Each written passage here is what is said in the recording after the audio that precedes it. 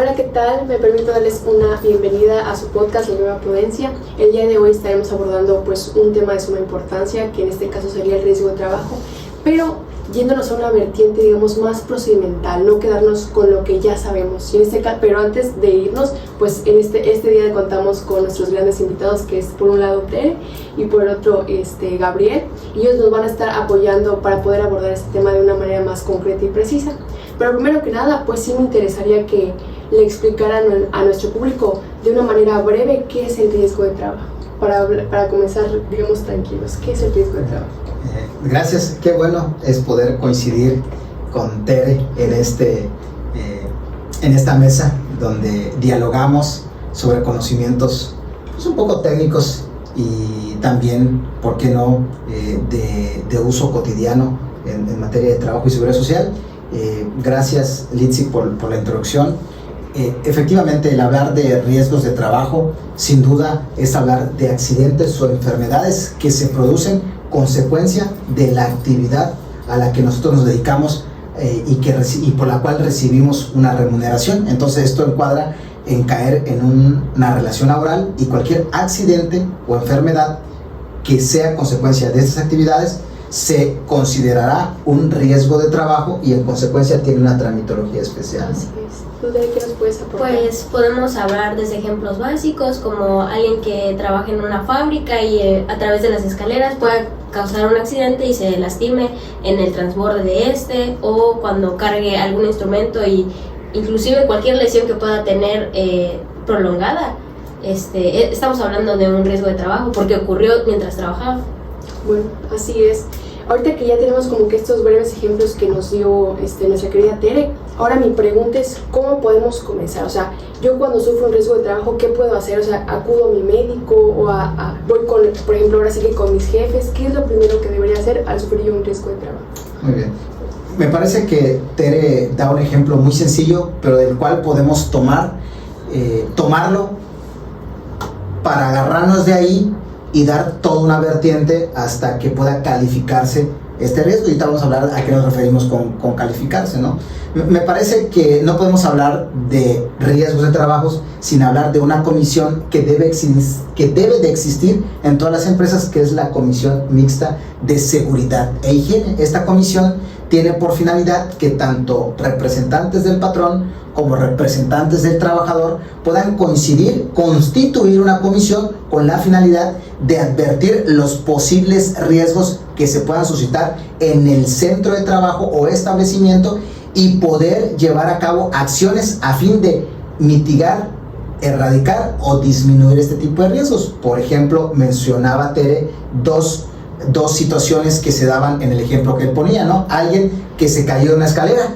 Bueno, el que se haya caído de una escalera nos puede advertir si tal vez la escalera tenía pasamanos. Cualquiera podría pensar, ¿cómo una escalera no va a tener pasamanos? Bueno, déjenme platicarles que hace un par de semanas su servidor estuvo en un levantamiento de un acta administrativa precisamente porque una trabajadora sufrió un accidente de trabajo por una escalera que no tenía pasamano, por muy evidente que esto pudiera parecer, o que tal vez, ya pusimos el ejemplo de pasamanos, o estas cintas antiderrapante para cuando vas bajando o subiendo puedas con tu pie hacer un tipo de fricción y esto te ayude a generar una estabilidad. Esa es una. Pero también puso otro ejemplo, es muy interesante el ejemplo que puso Tere, donde decía que se podía dar una acción prolongada resultado de un mal movimiento en la espalda. Bueno, también existen protocolos y a esto también sumamos un tercer instrumento, como es una norma oficial que habla sobre movimientos ergonómicos, donde el trabajador debe de tener la suficiente capacitación y la empresa ofrecerla a fin de que sepa cómo tener una postura para todos aquellos que trabajan frente a una computadora o cuando se tenga que levantar alguna cosa que sea pesada, sepan cómo levantarla. Bueno, todo esto debe de incluirse dentro de un reglamento constituido por la Comisión Mixta de Seguridad e Higiene y luego difundirlo con la finalidad de mitigar. Me parece que esta es en la parte preventiva. Cuando ya no ocurre la parte preventiva, entonces sí, ya ya la persona sufrió esta caída o sufrió este estado patológico que es una enfermedad producto de una acción prolongada. Entonces ahora sí entra en marcha todo lo que hay que hacer hasta que se pueda considerar que sí existió un riesgo de trabajo, y entonces el trabajador pueda recibir tanto la atención médica por vía de las prestaciones en especie, como si fuese necesario las prestaciones económicas por vía de algún tipo de incapacidad. No sé si al respecto quieres comentar algo, Tere, o hay algún punto más, ¿no? Considero que lo ideal sí sería, al sufrir un accidente o al tener este dolor constante al menos 2 días seguidos, ya acudir al servicio de seguro social para que ellos puedan diagnosticar qué es lo que ocurrió, y en dado caso que necesite una incapacidad, pues extendérsela al trabajador para que pueda darle en su trabajo, ¿no? Sí. Perdón, yo tenía en cuenta de que, uno acude al servicio médico, pero tengo entendido que para que te puedan catalogar como riesgo de trabajo, y fue un caso que hace poco que el señor llegó al centro médico, pero ahora sí que no lo remitieron con creo que es unidad familiar. Unidad del trabajo, justamente, unidad del trabajo. O sea, ¿qué podríamos hacer en este caso cuando no nos atienden ahora sí que como debería de ser, y catalogarlos, o ahora sí que enmarcarlos como un riesgo de trabajo? O sea, ¿por qué sucede esto? Me encanta que Tere nos da la pauta para darle una secuencia a esto, ¿no?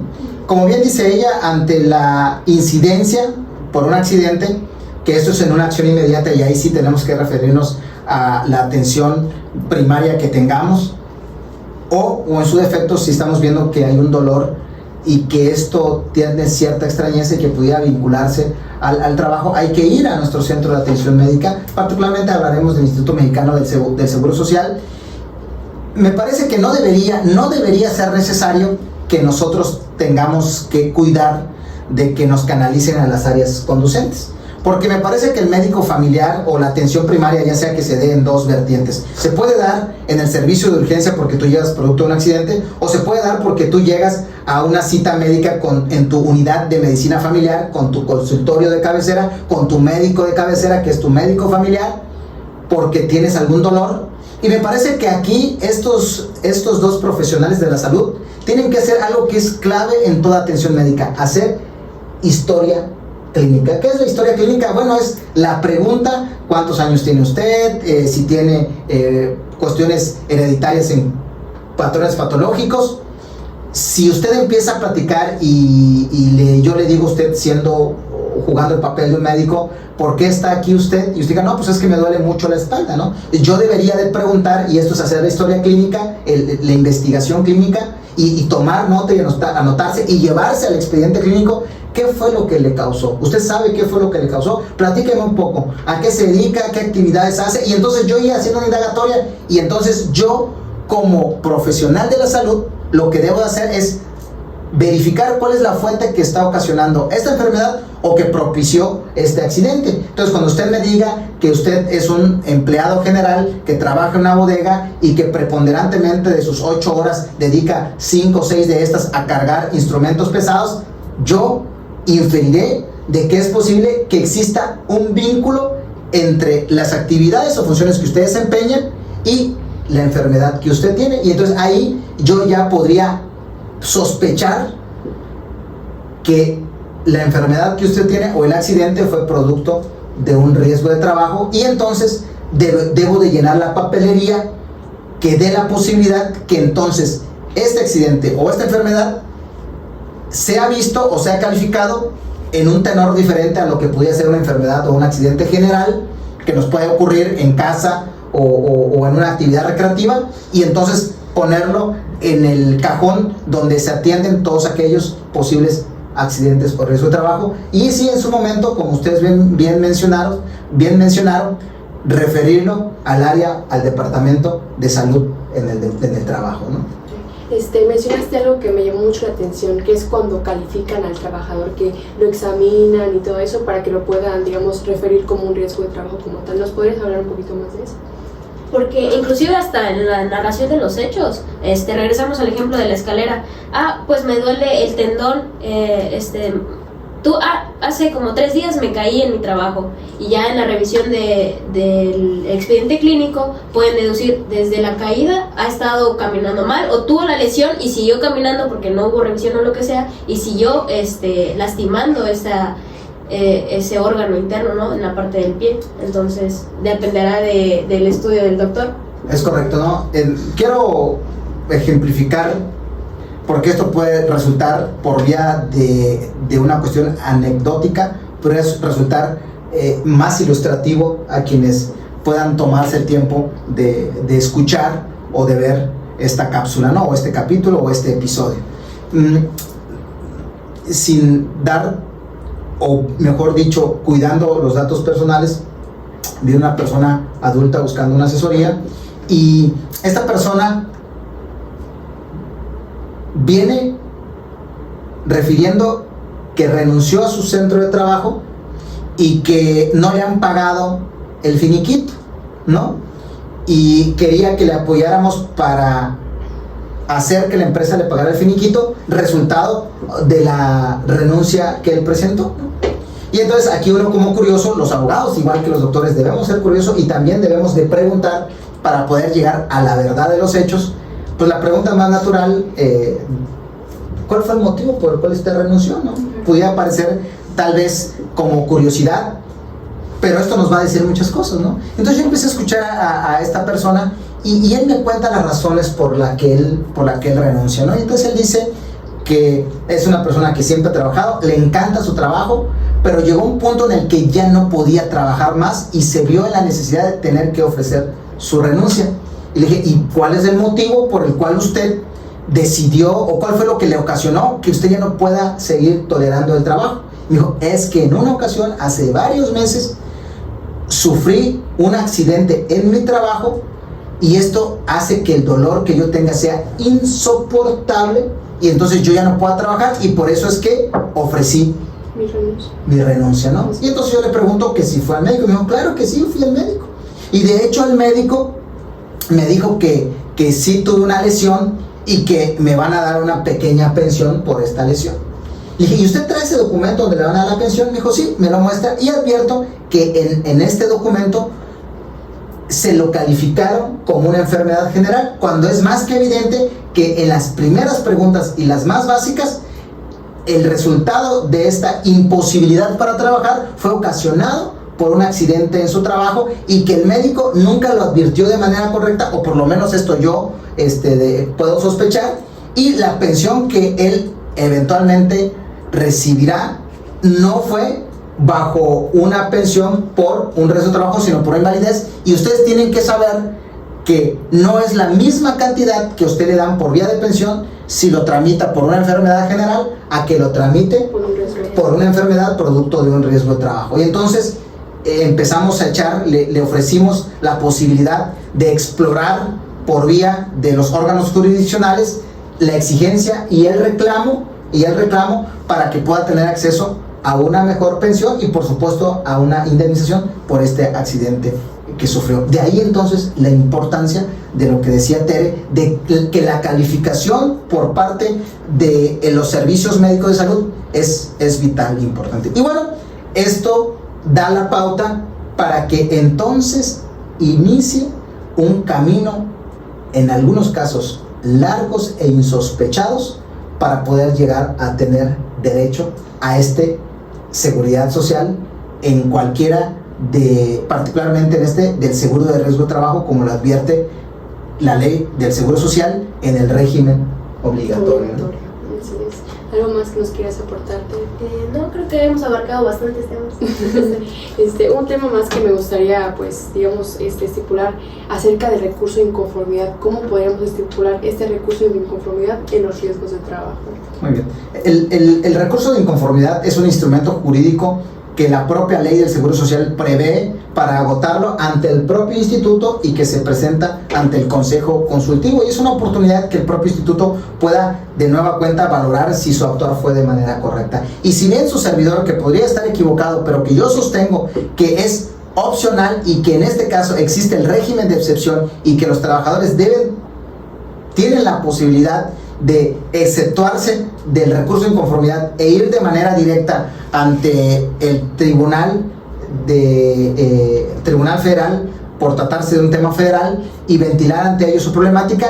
En la práctica hemos encontrado, por lo menos aquí en la entidad federativa, que el tribunal no te toma por bueno la admisión de una demanda sin que antes hayas agotado todo el procedimiento ante el Instituto Mexicano del Seguro Social. Ya estamos nosotros promoviendo alguna serie de recursos porque consideramos que esto es violatorio del procedimiento, porque su servidor, insisto, podría estar equivocado, cada quien tendrá su punto de vista. El que su servidor considera es de que sí ayuda al recurso de inconformidad, pero esto es opcional, y que la autoridad, en este caso el tribunal, debería de admitir la demanda y exceptuando de que no has agotado esa instancia del recurso de inconformidad, porque ni siquiera es una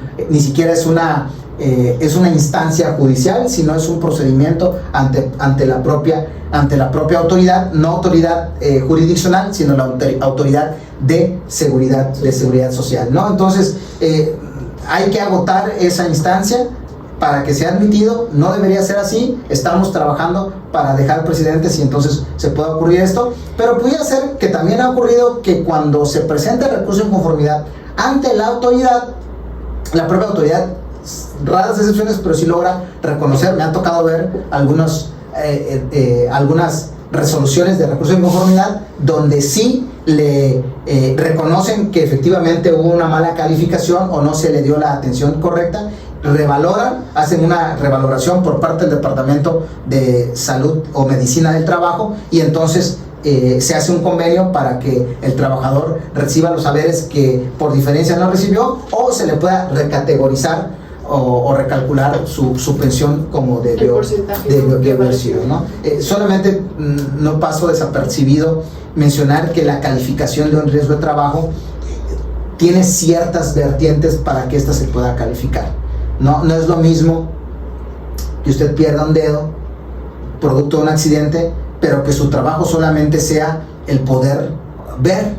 Entonces, realmente para desempeñar su actividad, usted no requiere del todo el dedo. Entonces es posible que su calificación producto de la pensión que va a recibir sea menor, porque la afectación que usted tuvo no tiene, sí tiene una afectación física, pero no tiene este nexo causal con la actividad que usted desempeña. Diferencia a que, por ejemplo, usted sea alguien que utilice la mano para alguna actividad que usted desempeña, y entonces sí va a tener una afectación, y entonces se dice que sí hay un nexo causal entre la afectación que usted tuvo y la actividad que usted desempeña, y esto puede incluso en algunos casos determinar que existe un riesgo permanente total, y entonces usted está imposibilitado para trabajar, por lo menos en dicha actividad, y entonces usted su calificación será más alta y por consecuencia su pensión será mayor. Bueno, bueno, antes de que culminemos, ya teniendo pues estos grandes puntos de vista sobre la mesa,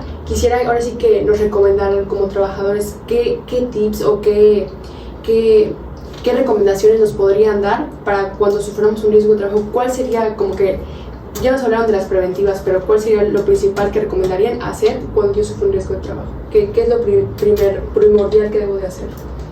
Y después yo sí quiero recordar mucho el enfoque de la cultura de prevención. O sea, a pesar de que ya lo hablamos, es importante que sí se capacite a las personas para realizar sus actividades y que ellas cumplan con esa debida capacitación. Si ya te explicaron cuál es la forma correcta en la que debes inclusive agacharte o moverte para cuando, si es tu trabajo es cuestión de cargar materiales pesados, realizarlas con bien. Si en tu centro de trabajo ya te facilitaron los cascos, el arnés, revisar que el arnés esté bien colocado, que también el casco se utilice siempre. Entonces como trabajador considero que es su obligación sí realizar con la capacitación y seguir como llevándola a cabo, o sea, sí realizarla, sí también. Y como centro de trabajo creo que también hacer estos chequeos de las condiciones del lugar, ¿no? De lo que hablábamos de que si las escaleras tienen estas barandales o todo lo que en el centro de trabajo se realice, y que las condiciones, el inmobiliario esté en óptimas condiciones, sí. Bueno, yo me voy más, Tere abarcó la parte preventiva, voy más a la parte correctiva o post a cuando ya pues inminentemente hay un riesgo o por vía de un accidente o una enfermedad, vas con tu médico, recibes tu calificación y mi recomendación siempre es combatirla, ¿no?